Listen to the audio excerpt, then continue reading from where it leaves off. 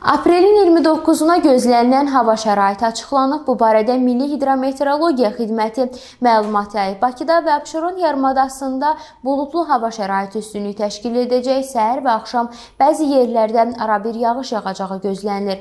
Yarımadanın bəzi yerlərində qısa müddətli intensivləşəcəyi ehtimalı var.